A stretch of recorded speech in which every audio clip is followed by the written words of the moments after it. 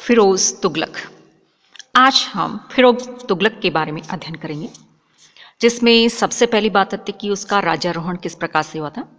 कहा जाता है कि मोहम्मद तुगलक की मृत्यु के बाद थट्टा के निकट शाही शिविर जो था उसमें उपस्थित प्रमुख अमीरों और उलेमाओं ने सर्वसम्मति से फिरोज शाह तुगलक को नया सुल्तान घोषित कर दिया था। अर्थात सभी ने अपनी सहमति दी थी, किसी ने उसका विरोध नहीं किया था। फिरोज शाह तुगलक मोहम्मद तुगलक के चाचा रज्जब का बेटा था और उसकी मां नैला बीबी एक राजपूत सरदार रणमल की पुत्री थी। और फिरोज का जन्म लगभग 1309 ईस्वी में हुआ था और फिरोज ने मोहम्मद तुगलक के प्रति अपनी स्वामी भक्ति और आज्ञाकारिता से उसका विशेष स्नेह जो था उसको भी प्राप्त कर लिया था। राज्यारोहण 23 मार्च 1351 ईस्वी के दिन फिरोज शाह का राज्यारोहण दिल्ली में उससे बहुत दूर थट्टा के शाही शिविर जो उसमें हुआ था और मोहम्मद तुगलक की अचानक मृत्यु से शाही शिविर संकट में फंस गया था, जिसकी वजह से चारों ओर अव्यवस्था फैल गई थी और वैतनिक मंगोल सैनिक जो थे उन्होंने भी शाही शिविर को लूटने की योजना बनाई थी और सिंध प्रांत के विद्रोही अमीरों की गतिविधियां भी फिर से तेज हो गई थी और इस बात की आशंका हो गई थी कि किसी प्रकार का विद्रोह हो सकता है यदि तत्काल किसी व्यक्ति को सिंहासन पर नहीं बैठाया गया। तो शाही शिविर में उपस्थित किसी व्यक्ति का दिल्ली पहुंच जाना एक दुष्कर और कष्टप्रद कार्य हो गया। ऐसी स्थिति में शाही शिविर में जितने भी उपस्थित अमीर और उलेमा वर्ग जो था उन सब ने मिलकर सर्वसम्मति से फिरोज का चयन किया और फिरोज ने पहले तो सुल्तान बनने से मना कर दिया, परंतु जब उसे वास्तविक स्थिति के बारे में समझाया गया तो उसने सुल्तान बनना स्वीकार कर लिया। अगली बात आती फिरोज के उत्तराधिकार को चुनौती कि फिरोज को उत्तराधिकारी घोषित करने के निर्णय का सबसे पहला विरोध जो था वो शिविर में उपस्थित मृत सुल्तान की बहन खुदा बन जदा जो थी उसने किया था।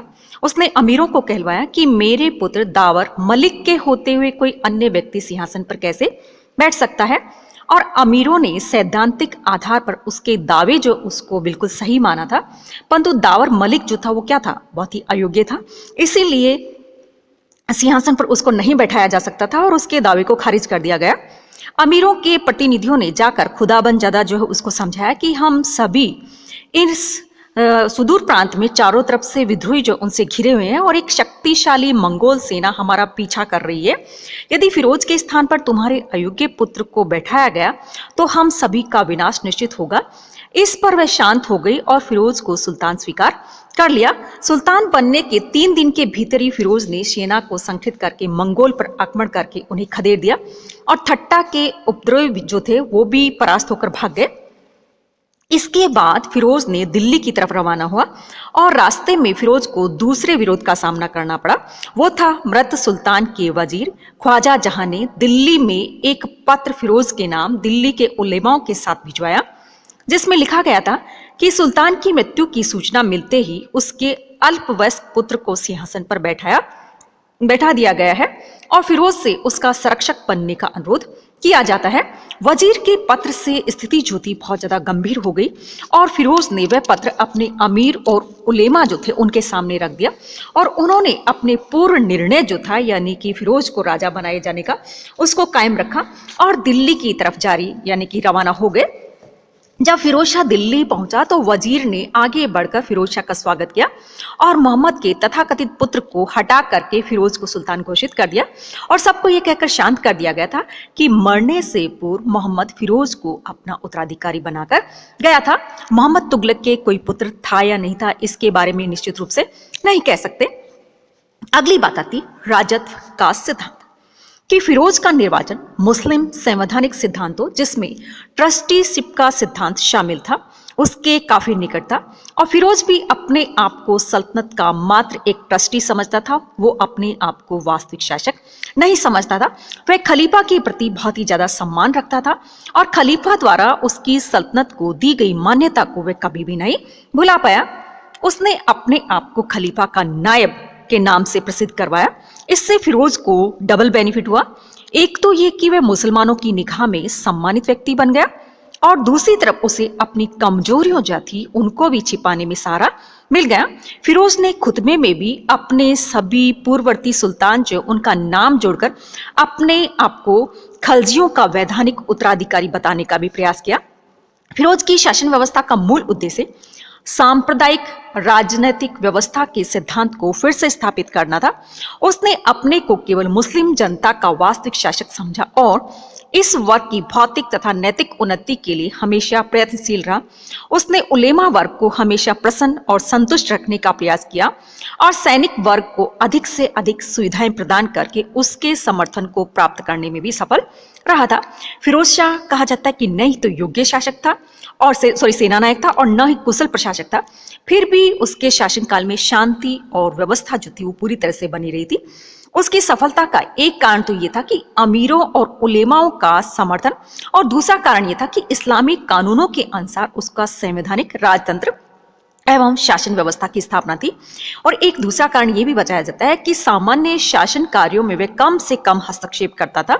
उसने अपने मंत्रियों और अधिकारियों पर उसका पूरा विश्वास किया और उन्होंने भी कहा जाता है कि बदले में पूरा विश्वास दिया और संयोग से उसे मलिक मकबूल जैसा वजीर मिल गया जिसने ईमानदारी और निष्ठा के साथ में फिरोज को सल्तनत की सेवा की थी। तो इस प्रकार से उसके राजत्व का सिद्धांत जो था उसने उसके मान और सम्मान जो उसमें और भी ज्यादा प्रतिष्ठा जो बढ़ा दी थी।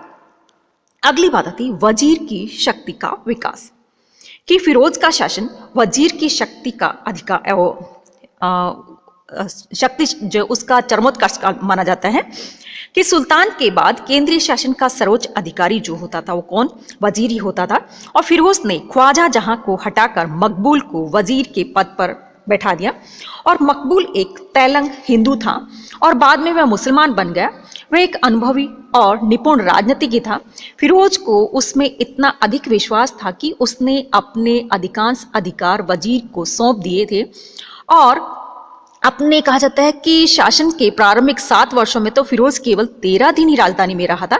फिर भी वजीर की योग्यता से सुचारू रूप से शासन चलता रहा और फिरोज की भांति उसका वजीर भी योग्य सेनानायक नहीं था परंतु प्रशासनिक कार्य में बहुत ज्यादा कुशल था।